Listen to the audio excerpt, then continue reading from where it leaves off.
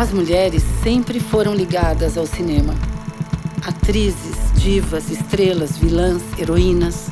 Quem não teve a sua preferida? Mas poucos sabem que nós, mulheres, sempre estivemos atrás das câmeras. Como autoras, contamos nossas histórias e criamos maneiras de contá-las. Trabalhamos nas produções dos filmes desde os primórdios da indústria até os dias de hoje. Convido vocês a conhecer a história do audiovisual brasileiro a partir da produção das mulheres.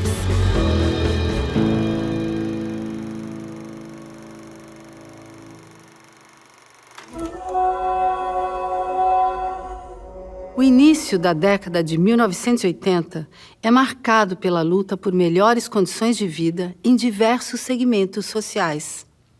As greves e manifestações voltaram a tomar as ruas depois de 2 décadas de repressão. O modelo de comunicação da ditadura civil-militar estava esgotado. Só havia 5 canais de TV aberta e poucos jornais de circulação nacional.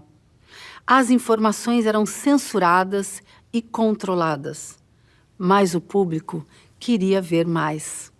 O vídeo, quando ele chegou no Brasil, os artistas se apropriaram e tinha um desejo que eu acho que não era nem tão elaborado por eles naquele momento, mas era intuitivo, porque a gente estava saindo de um processo de ditadura militar muito sério. O primeiro gesto era sair debandada para a rua com as câmeras.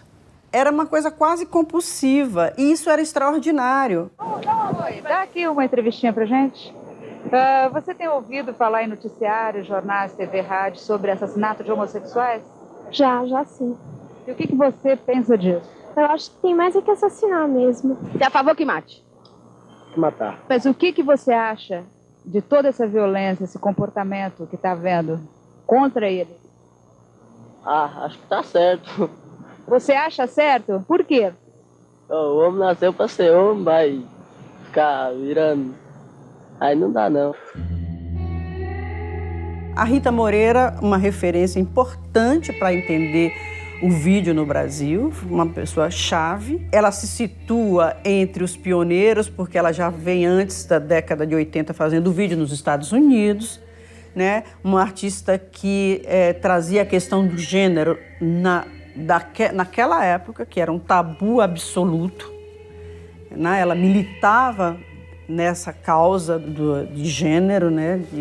Todos os trabalhos dela abordavam essa questão, documentários extraordinários, ao mesmo tempo que tinha uma conotação quase de guerrilha, de mostrar o que não se mostrava, mas também assim, uma grande documentarista. O que os homossexuais devem fazer contra essa onda de repressão que está se abatendo não só em São Paulo, como em outros estados, culminando em várias mortes?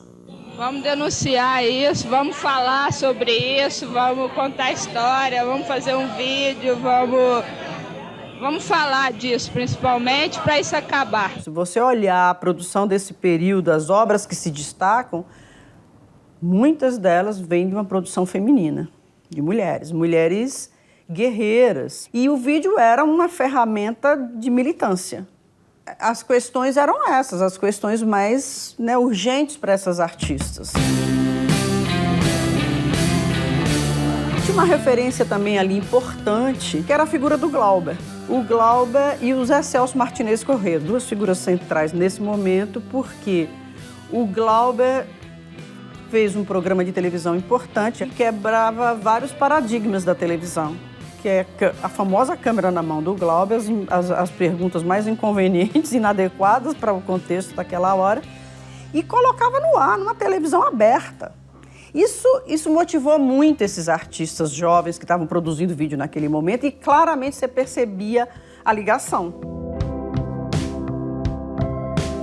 E a ousadia e a verve do Zé Celso Martinez Corrêa, de escancarar muitas coisas que a gente pode falar e tem como repercutir.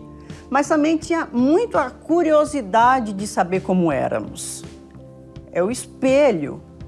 O vídeo funcionou como espelho para a sociedade brasileira pós-ditadura militar.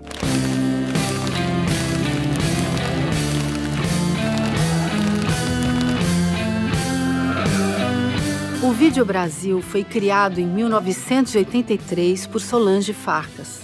Sua criação coincidiu com a chegada das câmeras de vídeo no país.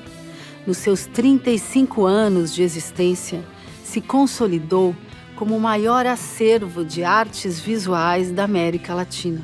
Thomas Farkas, meu sogro, pensou em fazer um festival de vídeo naquele momento que estavam entrando as primeiras câmeras de vídeo no Brasil. Então, as pessoas podiam se apropriar e pensar, de repente, um uso que não apenas o uso doméstico, mas um uso artístico.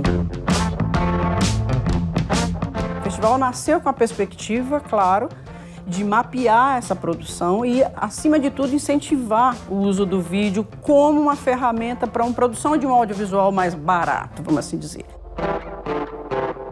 Tinha um público gigantesco nesse começo do festival e pessoas, de fato, assistiam os trabalhos. As pessoas vibravam porque as pessoas estavam se surpreendendo com o que estava vendo. É importante olhar um contexto também daquela época, político, social. Você não via as pessoas, você não sabia o que era o Brasil de fato, né? Porque você não tinha referência, você não via nas telas.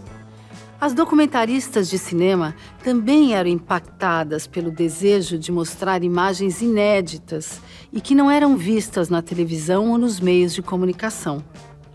Naquela época, não havia muita comunicação entre as cineastas e videomakers. Hoje, porém, olhando para sua produção, podemos notar que todas estavam contando o Brasil para o Brasil. Março de 1985. Nova República. Primeiro governo civil depois de 20 anos de regime militar. Transição para a democracia. Esperanças, promessas. Uma delas, fazer a reforma agrária. Tetê Moraes e sua equipe se sensibilizaram com a urgência da reforma agrária e mergulharam no interior do Rio Grande do Sul para realizar um dos mais notáveis documentários da década de 1980. Como é que o senhor se sente agora com a desapropriação da sua fazenda, Anone? No momento eu não ouvi. Bom, a nossa situação era precária, né, onde a gente morava. A gente morava de agregada, tinha que dar a maior parte do que a gente colhia para o patrão, né? Chegava o fim da safra, a gente não tinha nada. E depois começaram a comprar trator, essas ceifas, essas coisas. Disseram para nós era outro lugar, porque lá não tinha mais terra, né? Que eles iam plantar. Aí a gente, né? Como já estava organizado há 13 anos atrás, né? Resolveu ocupar a fazenda Anone, né? Como é que o senhor sente a perda da sua fazenda? Vamos conversar primeiro. No sentido, né? No sentido de quê? Não sentia medo nenhum. Tava bem. E seu marido, o que achou de você ir assim? Ele não queria, né, que eu fosse. Daí eu disse, mas eu vou. Ele disse, bom, tu que sabe. Ele disse, se tu quiser ir, você acha que tu pode ir? Eu disse, acha não, eu posso. Eu disse, vou. Terra para Rose foi porque eu tinha feito antes uma série de documentários com a BBC sobre o Brasil. E aí eu fiquei com aquela história de que eu queria, então, fazer um filme sobre a questão da terra, mais relacionado com as mulheres, porque eu vi, assim, mulheres sempre presentes nas histórias, nas lutas, nas comunidades. E então, eu pensei em fazer uma coisa no Nordeste, que era onde eu tinha encontrado mais casos assim. E aí eu bolei um filme chamado, um documentário, que ia ser até média, depois ele virou longa, Mulheres da Terra. Então, procurei a Embrafilme e eu consegui aprovar o projeto e ia receber um recurso, tal, já estava preparando para fazer pesquisa, tal, e aí começou a questão dos sem terra no Rio Grande do Sul. Eu vi no Jornal do Brasil, até da época, uma foto enorme, e era uma foto do acampamento da Fazenda Anone, né, que foi o primeiro grande acampamento no Brasil. Daí eu fui até o acampamento, cheguei lá, me apavorei, todas aquelas polícias lá na rua, eu disse, mas eu entro aí, eu disse, de qualquer meio jeito, na minha ideia.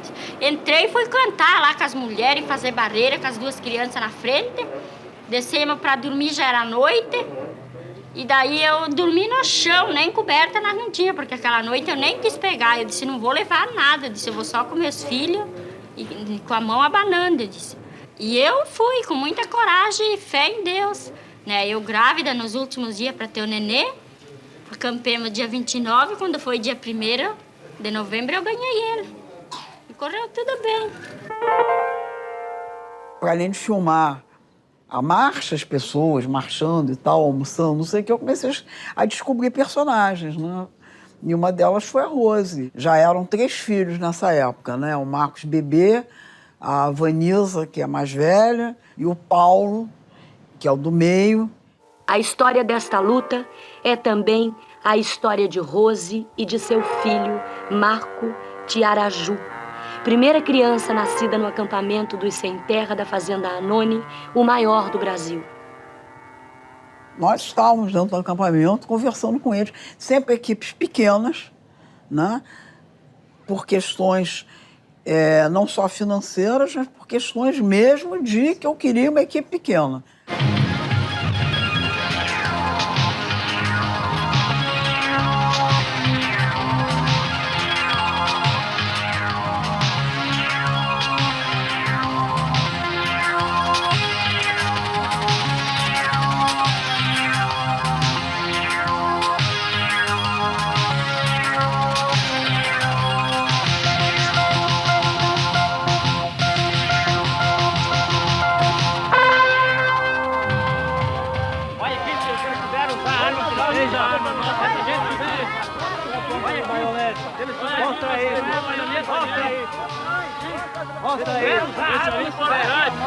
Filmamos o conflito, eles ficaram só ao redor, aí teve aquela negociação, eles não podiam sair, quem estava fora não podia entrar, enfim.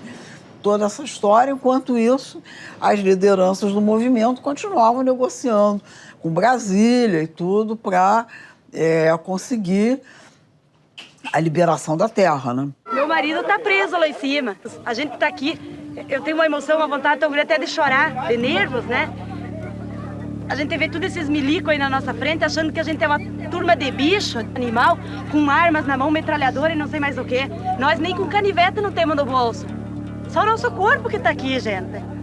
A contundência dos depoimentos, a câmera dentro do acampamento ou no meio dos militares trazem um ponto de vista inédito dos fatos. Estamos ao lado dos acampados e desesperados com a violência dos acontecimentos. Estamos vendo o nascimento do MST, o Movimento dos Trabalhadores Rurais Sem Terra, o mais importante movimento pela reforma agrária do mundo. E estávamos lá já bem avançados na montagem, quando nós soubemos dar o assassinato da Rose. Então não podia fechar o filme. Aí tinha que saber o que ia acontecer. Em 31 de março de 87, um caminhão jogou-se contra uma manifestação de agricultores perto da Anone.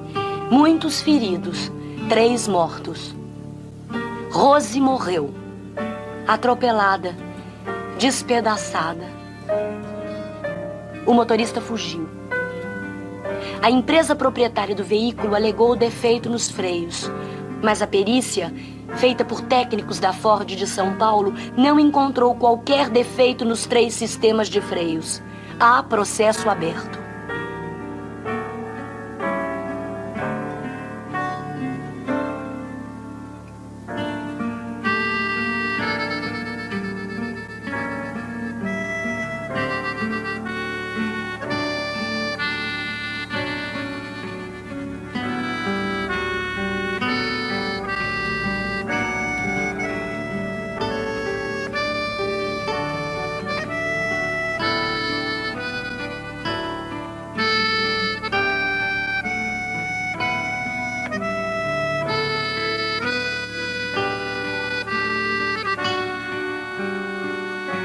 Acidente?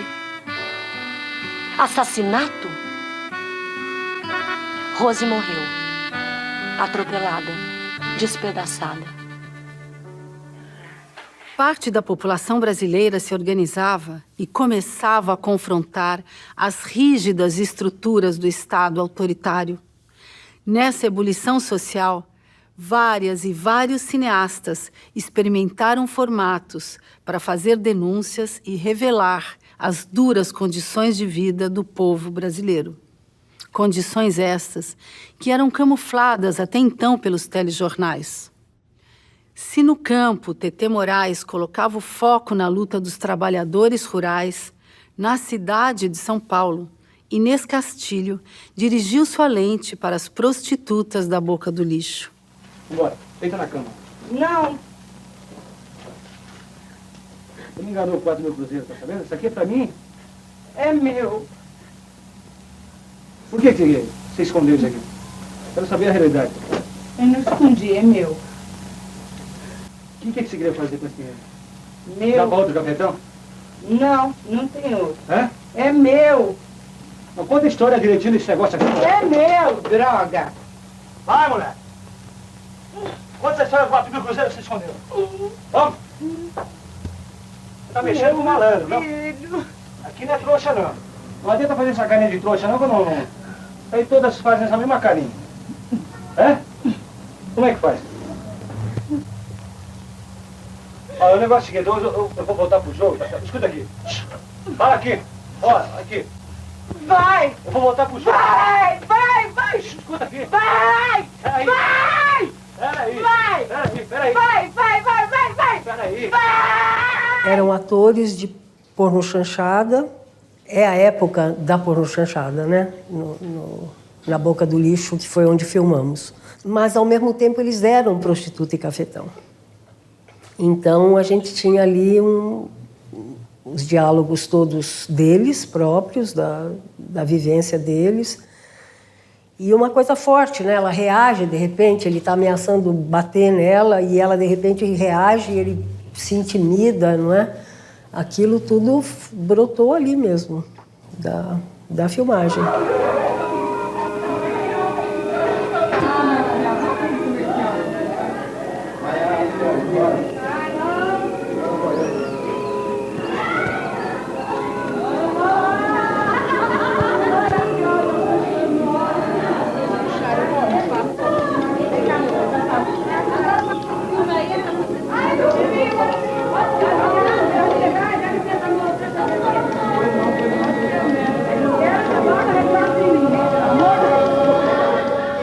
Eu diria que a gente queria ver a cara das mulheres, era a minha perspectiva, né? E ir buscar as prostitutas era ir atrás das mulheres mais, enfim, na base da pirâmide social, né? Moral e etc.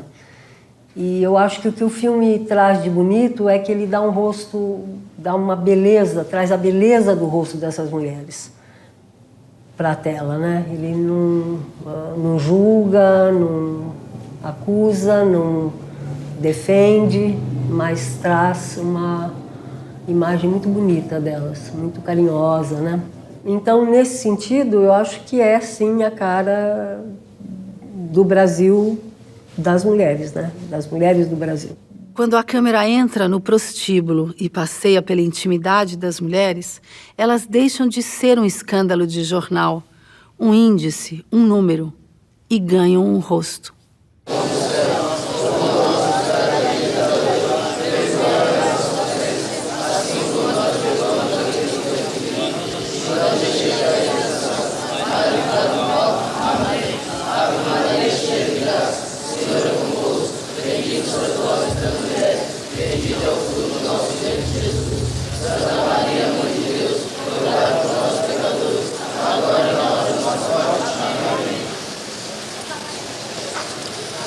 Eu tive a ideia da gente fazer um vídeo que não partisse muito de uma visão antropológica, sociológica, psicológica. Vamos deixar o menor falar, vamos abrir a câmera para ele, deixa ele falar e vamos nos ater a gestos, atitudes deles. E cumplicidade total, sem nenhum julgamento, vamos deixar eles falarem o que eles quiserem. E a gente curtiu o que eles estavam dizendo, porque era de coração, era uma coisa verdadeira. O menino falou, me tira daqui, eu quero ir pro mundão, o que eu estou fazendo aqui?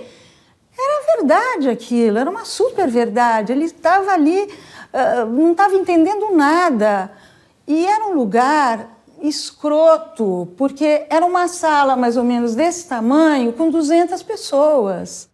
Mas a Lucila é uma referência importante, participou absolutamente de todas as edições do Vídeo Brasil da década de 80, ao mesmo tempo que ela também mostrava algumas questões ligadas a questões sociais, como um vídeo dela que é chave para se entender, ela com Geraldo Anhaia, que é o Pivete, já trabalhando essas questões, mas também uma artista que trabalhou muito a questão da própria linguagem do vídeo.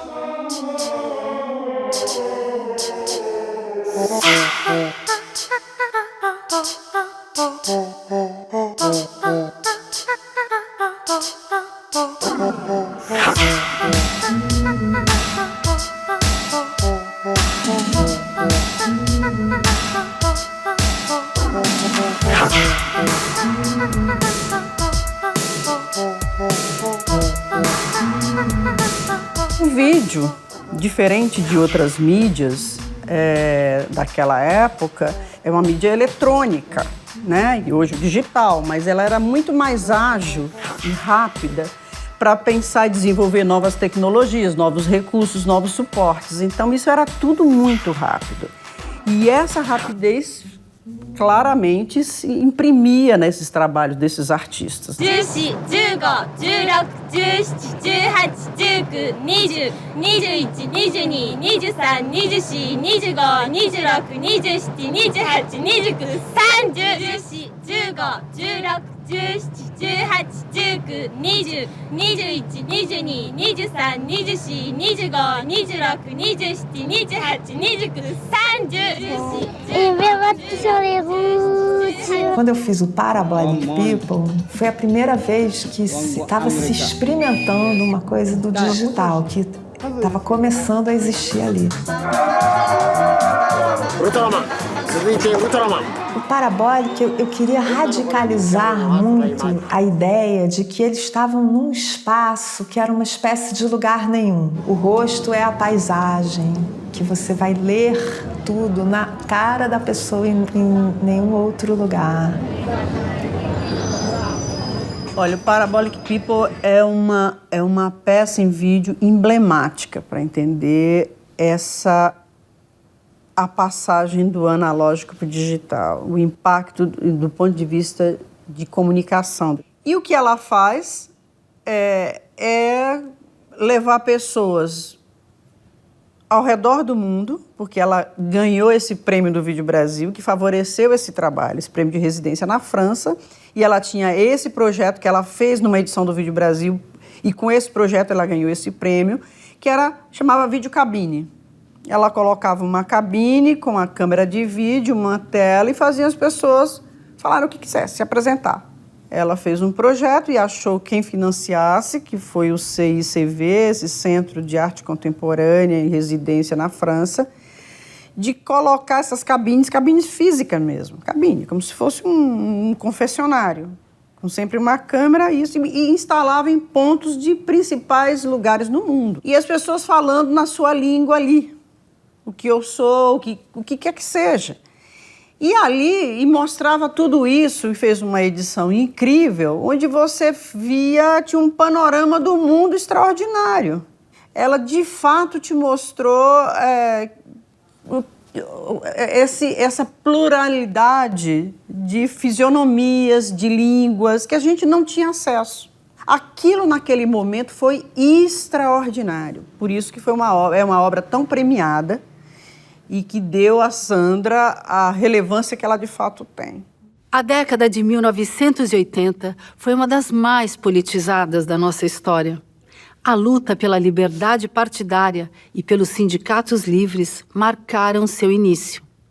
A democratização começava a despontar na TV aberta e a MTV chegava ao Brasil. Novos circuitos de distribuição e de produção independente foram criados. Ruíram os espaços restritos impostos anteriormente pela ditadura civil-militar.